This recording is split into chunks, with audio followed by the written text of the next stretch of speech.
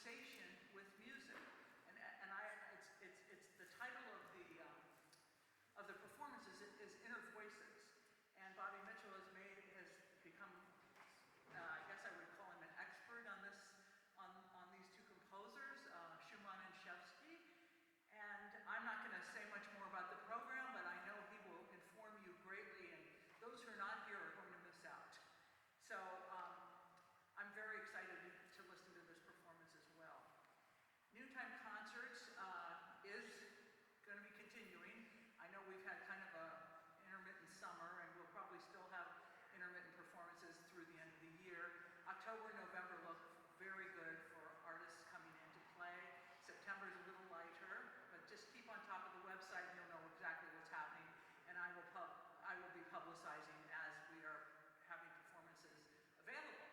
And then in 2023, we look forward to getting back to weekly concerts. That said, we are in the midst of our annual summer fund drive, and even if we aren't having concerts, we still need the funds, believe me. So we're trying to raise $50,000 between what we started in June and it will be around October 15th or 20th that week, and this fund drive. And we're about halfway there because we had a nice challenge grant of $12,500. So we're matching that grant, and once we're very close to that, we'll be halfway to our ultimate goal. So I encourage you all to drop your donation in one of the white boxes, or to go on our website and make an easy, secure donation, or feel free to mail a donation to us at any time. And that's enough of my business. I would love to introduce you to, as soon as Alonzo's finished with his, let's see, there we go. As you probably noticed, we do record these concerts, and in about 2 weeks, this one will be available online, so you can see it again. And then I think we're good.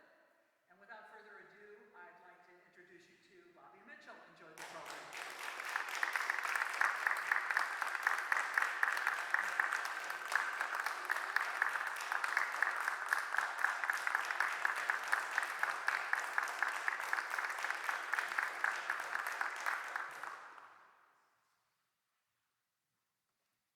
Hello, good afternoon. Thank you very much, Robin, and thank you, Jeff.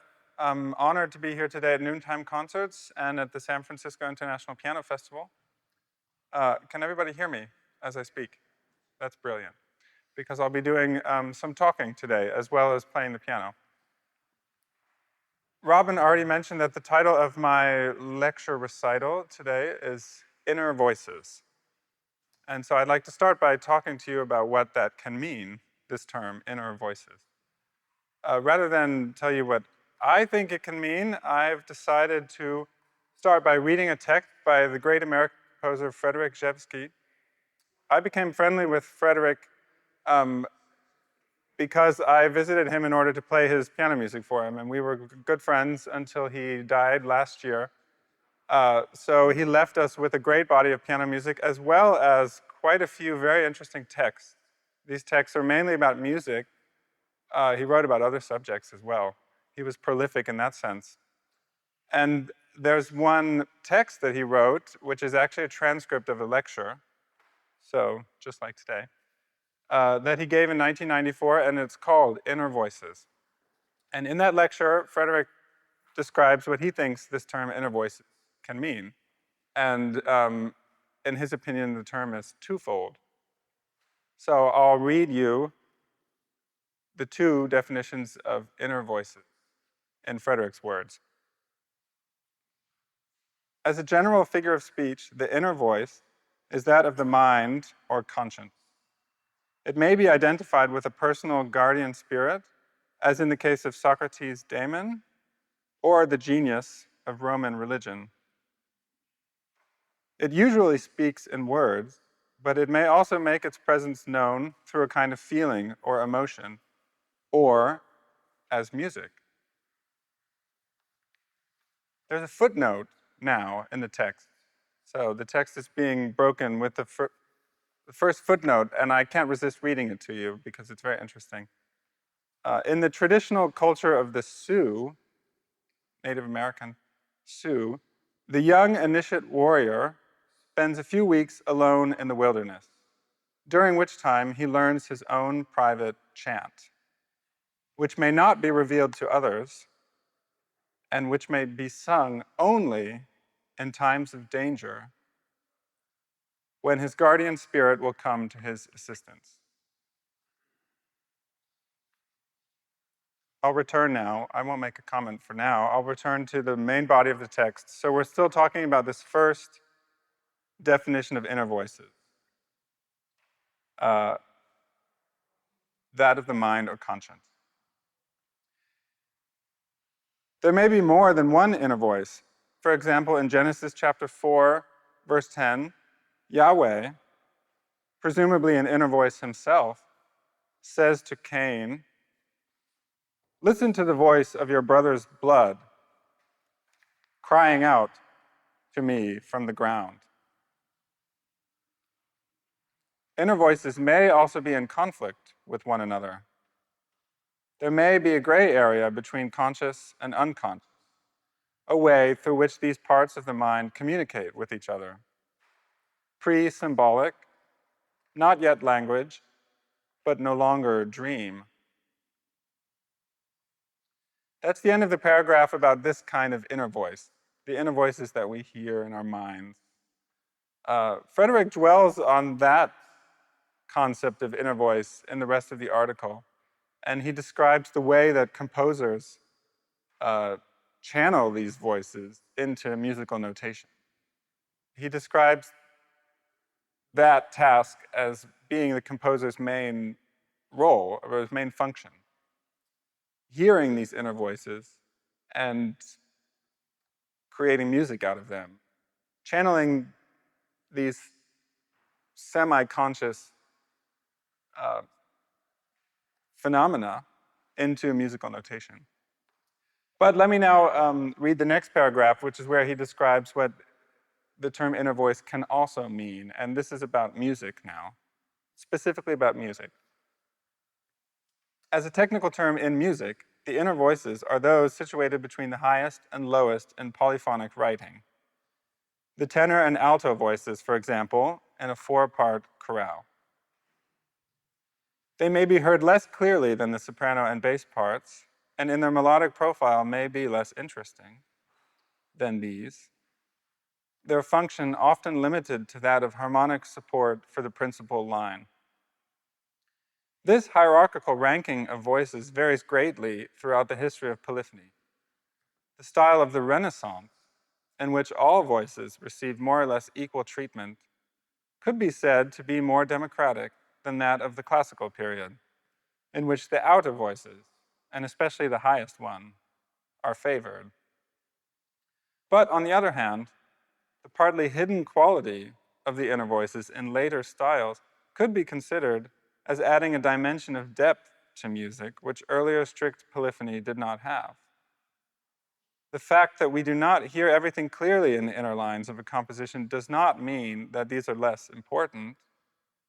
On the contrary, the semi-concealed motion of a line may express a sense of shadow and mystery central to the music. There are many examples of this technique in the Romantic period. Those were Frederick Rzewski's words about inner voices. I'd like to dwell on the second concept today. After all, as a pianist, I have my own inner voices in terms of the first sense of the term. But as a pianist, and as a concert pianist, I deal with mainly the second type of inner voice, the ones in the middle, with these 10 fingers, these God-given 10 fingers of mine. I often am busy playing up to 6 voices at the same time. And so I'd like to show you what this can sound like, and I'd like to highlight some of those inner voices and expose how they affect the music as a whole. The last point that Frederick made in his text, the fact that this technique of using inner voices to color or to shadow the music, the fact that this was very common in the Romantic period is convenient because I would like to use one German Romantic composer today to focus on in terms of giving you some examples. And that composer is Robert Schumann. Schumann was especially good at this, in my opinion, using inner voices as a very special psychological tool. So let's get started.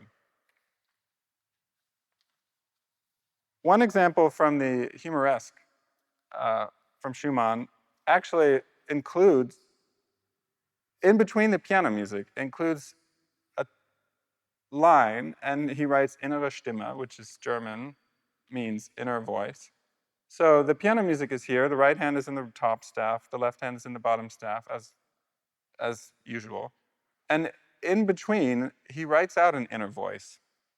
The inner voice is sort of played by the left hand, but not quite. So what I'll do, first, I'll have to set down the microphone, but what I'll do is first play the piano music, so you can hear that. And afterwards, I'll use my second favorite instrument, right here in my pocket, my trusty kazoo, and I'll play the inner voice that Schumann notates, so you can hear how that sounds. So first you'll hear just the piano music, and then you'll hear the inner voice as well as the piano music. Thank you.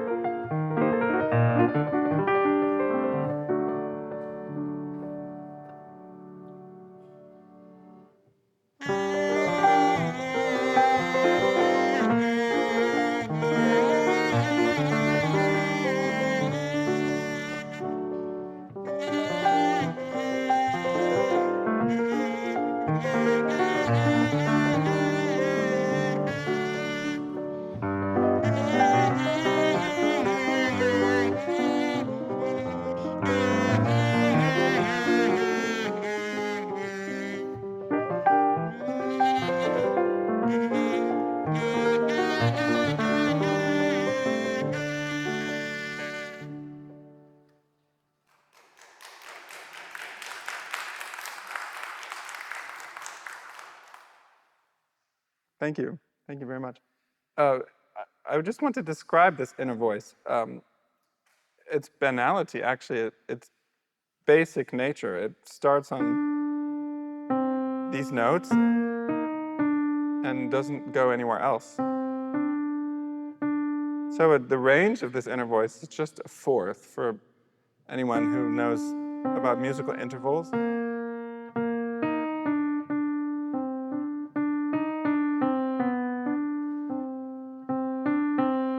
And then goes a little bit lower. So it's fascinating that it's something that he highlights and that it's notated extra in the score. There's some sort of inner meaning, I think, or not. As with anything in music, you know, it may have meaning or it may not, but it is audible, and it's therefore, I think it's interesting. Let me now give you an example of another trick that Schumann liked to use. This is actually not an inner voice, just to be forewarned. This isn't a top voice. Frederick described the fact that in the classical period, the top voice, the melody, is often given priority, and your attention is driven there. But this is a special case because Schumann writes Stimme aus der Ferne, so the voice from a distance. And he specifically makes it clear that you should not play it loudly. You should not give it a priority. You shouldn't. It's not under the spotlight, the top voice. In fact, the rest of the voices should be the more audible ones, and this should be heard like as from a distance. So I'd like to demonstrate this for you.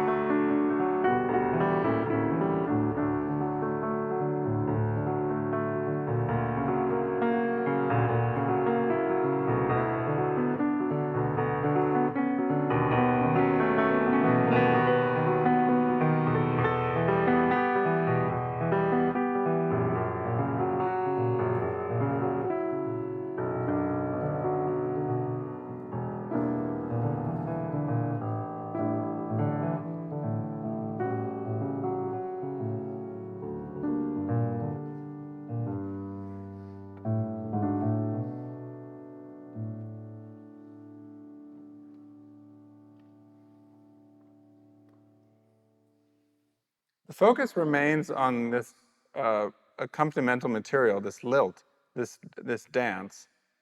I'll play it now as if he didn't write that. I'll play it as a well-trained classical pianist should play this. I'll highlight the melody so that you can hear it. And then I'll play it once again as if this top voice is obscured, coming from a distance, so you can hear the difference.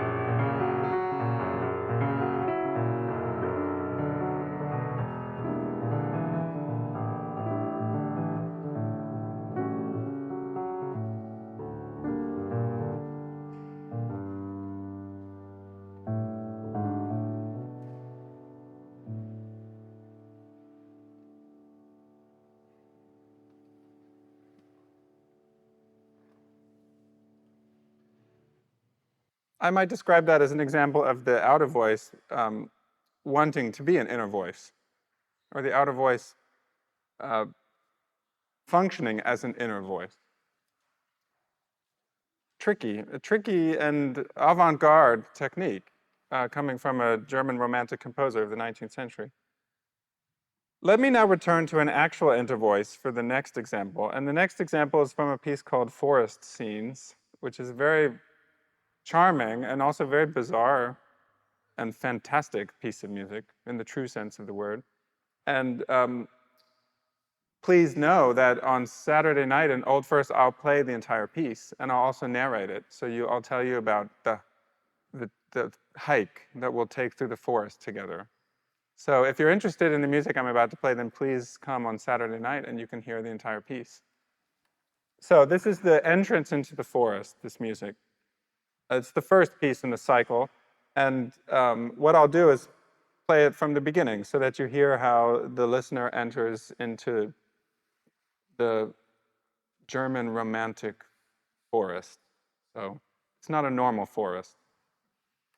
I don't know if there are any sequoia trees there, but we might find out.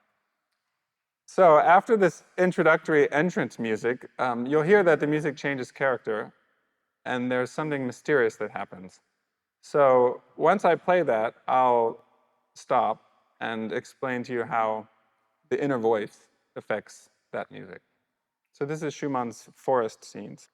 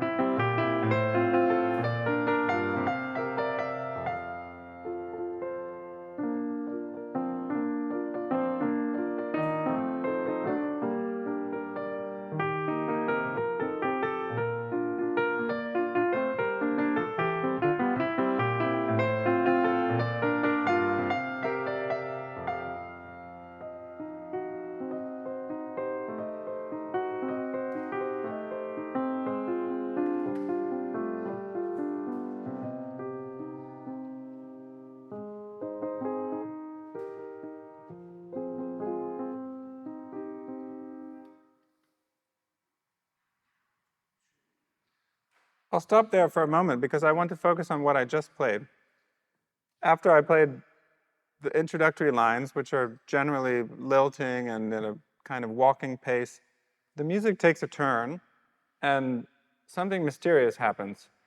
And this has a few elements to it there are the two outer voices, and the top one sounds like this.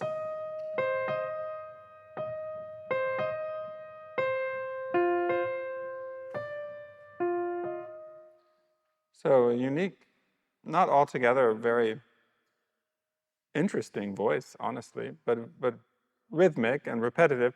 And then the other outer voice, the lower outer voice, so the bass, is also very simple.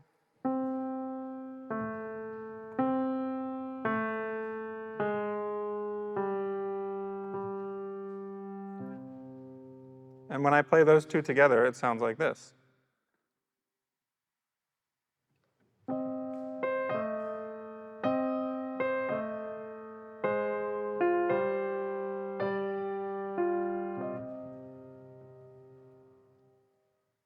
And now I'll just add one accompanimental voice, which is an inner voice.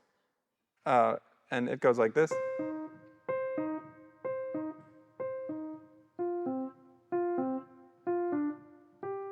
So it adds an element of rhythm. So now I'll play 3 of the 4 voices.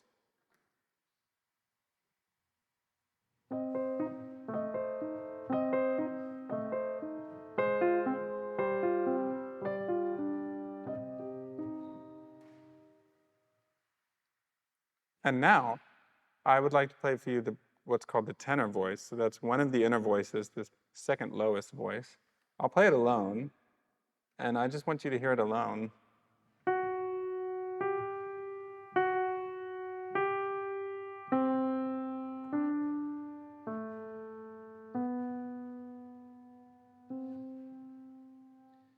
And now I want you to hear in context how this voice affects all of the others, how it affects the whole scene.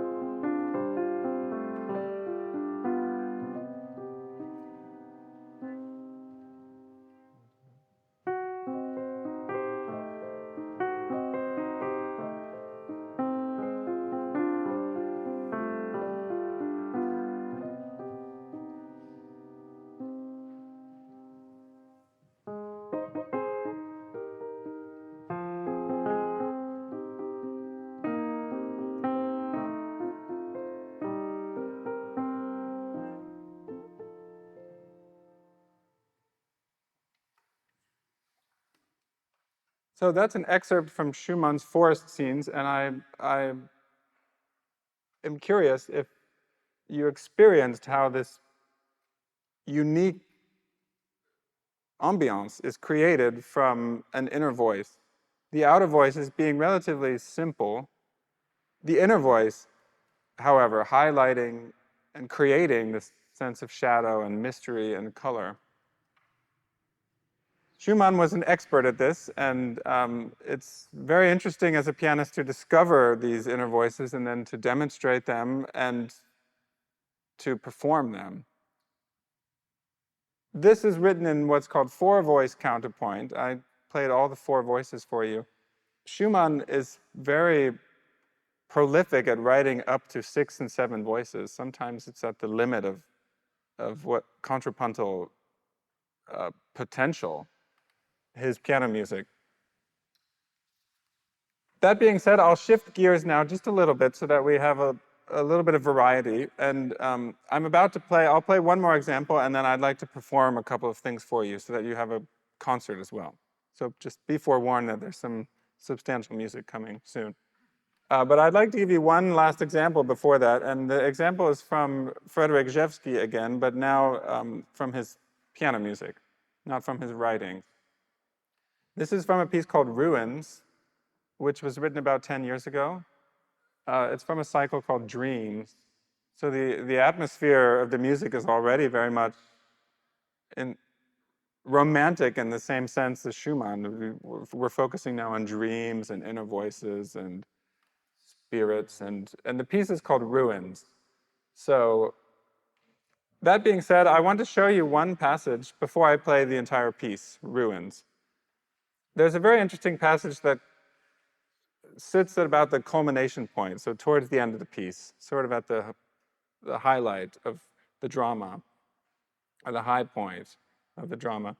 And there's a very interesting thing that happens. I don't even know, it might be unprecedented in terms of piano techniques. I haven't found any other example of this in the piano repertoire, so if anyone can think of one, I'd be very interested to hear your opinion.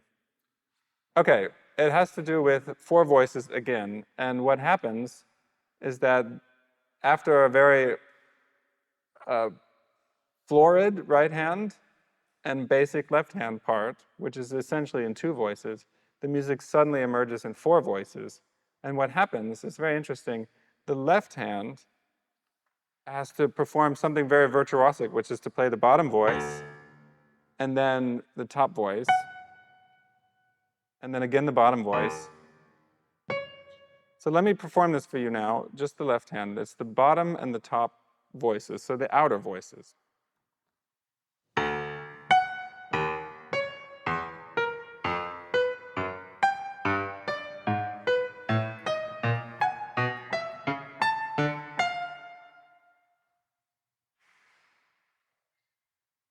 That's it. It's just a matter of 3 bars of music. And the left hand is playing the outer voices. The right hand in the middle is performing the inner voices.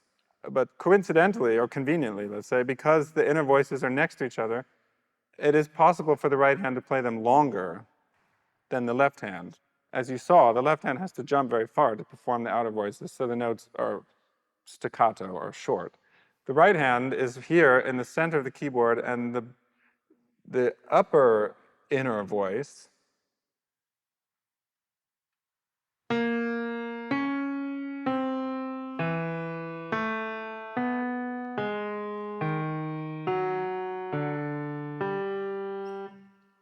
sounds like that. And the lower inner voice is,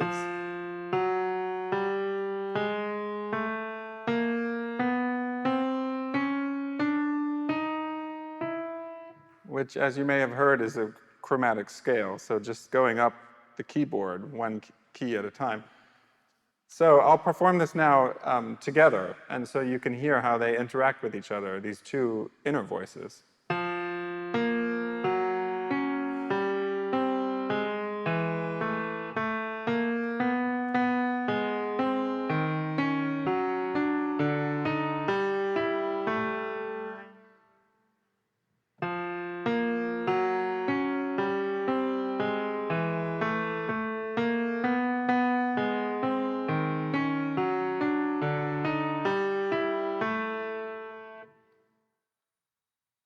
Now that you've heard that, I'll play the whole texture so that you can hear the inner voices and the outer voices performed at the same time.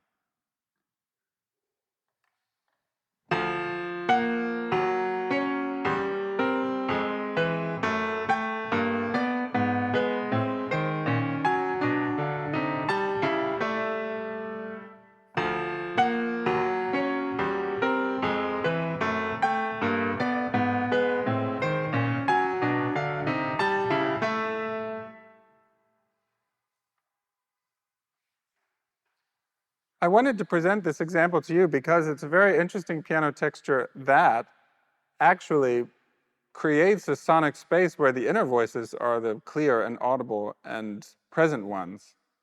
The outer voices are ornamentation in a way. And it's a very unique texture and it creates a unique sound. It's almost as if the outer voices are resonances of the inner voices. And the inner voices are the core of the texture. I think when I perform the whole piece Ruins, I think it's useful now for you to have heard this because I think you'll hear when this passage arrives. It sort of happens at the climax of the piece. So this piece Ruins is one of my favorite pieces that Frederick Rzewski wrote. As I said, written about 10 years ago, and it takes about 12 minutes to perform. And one other thing I want to tell you about the piece before I perform it is that there are alternating passages where there's 2 voice counterpoint happening, so just 2 voices. And there are other passages where there are a lot of voices. And during the the less contrapuntal passages, meaning the ones where there are only two voices, there's a lot of repetition. So the texture changes. I think it will be interesting for you when you follow the music to know that. You're also welcome just to listen to the music, because I do think that's the best approach to listening to music. Just listen to it. But now that you know this, it may be interesting for you to hear the very contrapuntal passages with lots of voices, and then hear how the texture suddenly changes to less contrapuntal texture, meaning passages with fewer voices. So thank you very much. This is Frederick Rzewski's Ruins.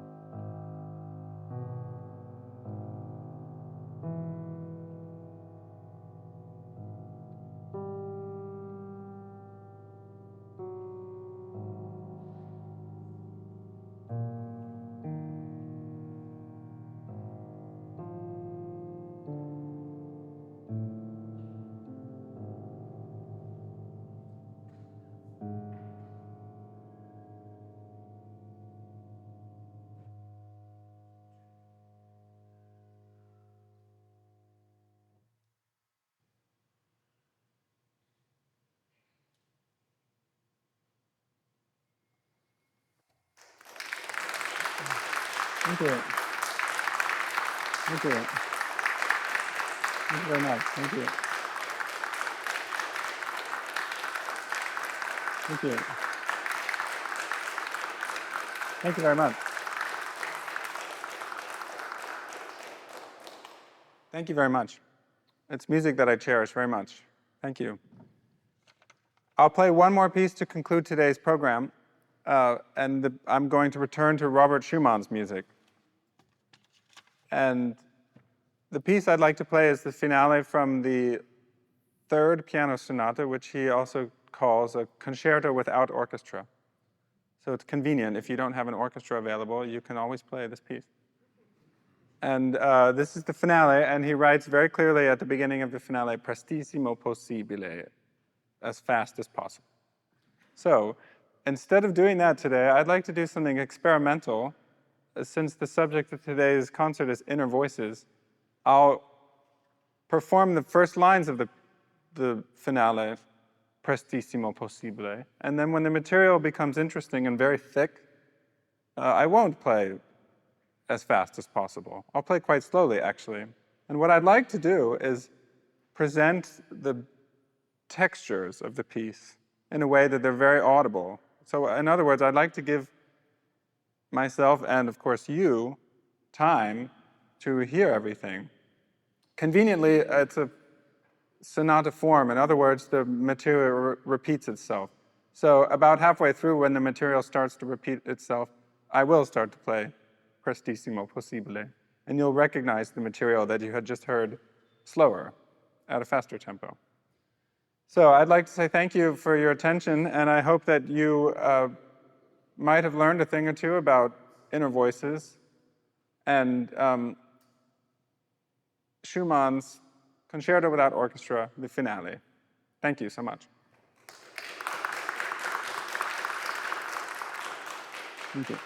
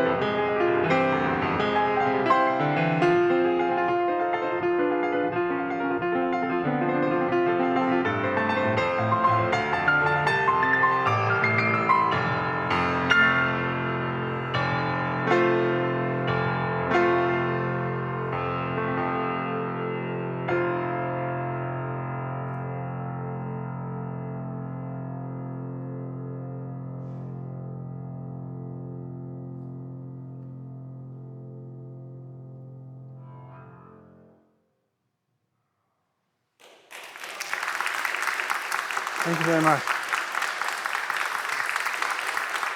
Thank you very much. Inner Voices. Thank you. Thank you very much. Thank you. Thank you.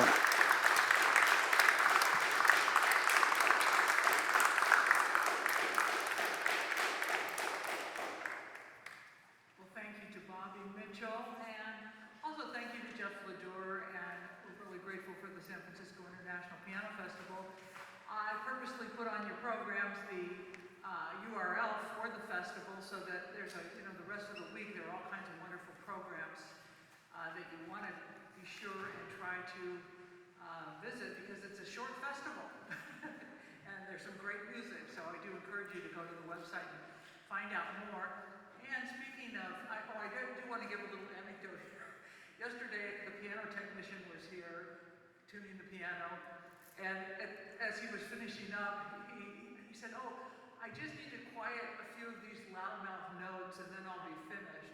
And as I listened to you play today, Bobby, I was thinking, I'm so glad that he quieted the loudmouth notes so that we could hear the inner voices. So it was just sort of an interesting synchronicity that they happened to comment on that while he was here. That's just my little inner voice of humor. I'm glad that Bobby brought the consciousness out of the piano. And anyway, We also have a very big concert this weekend, Noontime Concert says we're doing something completely new and different. It's called The Majesty of the Spiritual, and it is happening at Herbst Theater. I have some marketing materials in the back, poster and some cards. You can also find out information on our website, noontimeconcerts.org/majesty, because that'll take you right to the landing page. This is going to be a really unique and exciting and wonderful performance. We are featuring 12 world-class opera singers, most of whom are African American, and then there will be 4 pianists. And one of the opera singers who will be joining this group will be Frederica von Stade. She has offered to sing in this performance, and they will be performing works by 3 living African American composers. And these composers have done these amazing arrangements of Negro spirituals. And I am so pleased that the creator of this program came to me and offered the program to us. This is a very big concert for Noontime Concerts. It's something new. We haven't done a ticketed performance before. We're at Herbst Theater. But I would encourage you all, if you haven't checked it out or bought tickets, to think about doing so. It's going to be a very special concert, and even doing the sound tests at Herbst have been quite remarkable. So you're going to hear some amazing music performed by some fabulous singers. And with that, I will tell you also that there will be a Saturday masterclass here. Jeff, it's okay if anybody comes to the masterclass, right? So that will be another feature of the San Francisco International Piano Festival. And it's an opportunity for you to watch a master with a student and hear some wonderful music. And that's happening between 1 and 3 p.m. this coming Saturday right here. So that's something to put on your calendar as well. Noontime Concerts, like I said, will be on Sunday at 3 p.m. at Herbst Theater. We're revving up for the fall, and we will really be revved up for 2023. That's all I have. Thank you for sitting here and listening to all this.